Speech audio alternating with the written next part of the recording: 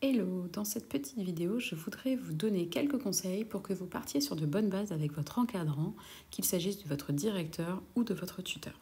Ça peut paraître bateau, mais c'est super important de prendre de bonnes habitudes de travail pour échanger avec votre encadrant dès le début de l'année.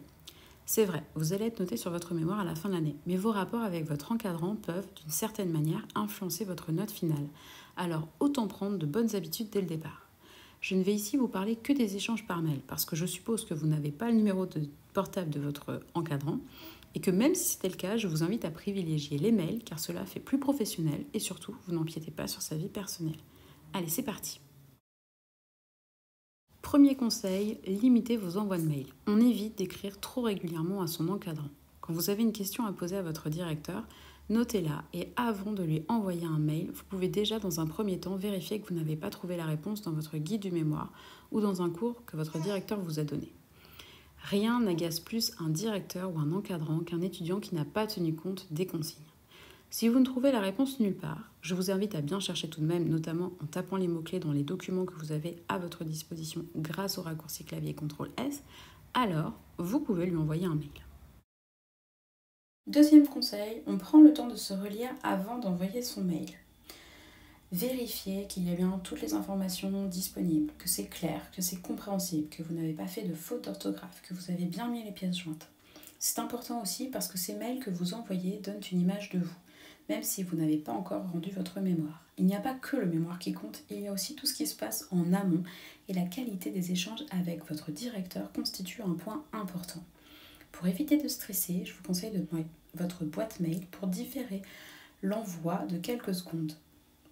Sur Gmail, vous pouvez différer l'envoi de votre mail de 30 secondes dans les paramètres et donc annuler le mail s'il manque une information, un lien ou encore une pièce jointe. Parfois, on fait plusieurs choses et en fait, au moment où on envoie un mail, on oublie de vérifier ces éléments-là. On se rend compte immédiatement qu'on s'est trompé. Et donc, c'est super de pouvoir annuler pour pouvoir rectifier le tir avant que le mail arrive à son destinataire. Parce que personne n'aime recevoir 3 mails d'affilée du même émetteur avec des informations complémentaires. Utilisez donc les mails de manière raisonnée et en plus c'est meilleur pour la planète. Donc c'est un moyen d'instaurer un climat stable et serein avec votre directeur ou votre tuteur pour éviter de l'agacer. Mettez-vous 2 secondes à sa place. S'il reçoit 3 mails d'affilée du même étudiant avec une question dans chaque mail, il pourrait avoir l'impression que vous lui faites perdre votre temps ou que vous ne le considérez pas bien puisque vous lui envoyez plusieurs mails à la suite sans tout condenser au même endroit. Donc moi, je conseille aux étudiants que j'accompagne d'attendre quelques jours, une bonne semaine, avant d'écrire à leur directeur. C'est un moyen de lister toutes vos questions et de ne pas solliciter trop souvent votre directeur. En général, ils aiment bien qu'on les laisse tranquilles. Mon dernier conseil, c'est de planifier vos envois en semaine et sur des horaires de travail.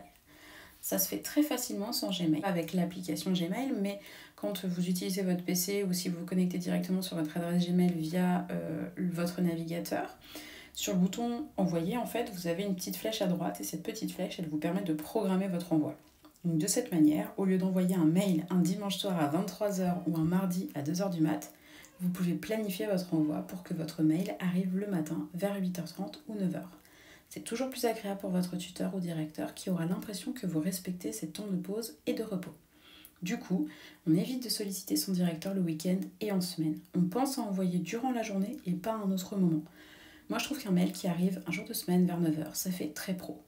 Pensez-y la prochaine fois que vous avez un petit coup de flip. Parce que de toute façon, soyons clairs, même si vous écrivez à votre directeur un samedi à 23h, il y a peu de chances qu'il vous réponde avant le lundi matin. Donc autant qu'il reçoive votre mail le lundi matin, histoire de le mettre dans de bonnes dispositions à votre égard. Bon, voilà, j'espère que ces petits conseils vous seront utiles et surtout qu'ils vous rassureront.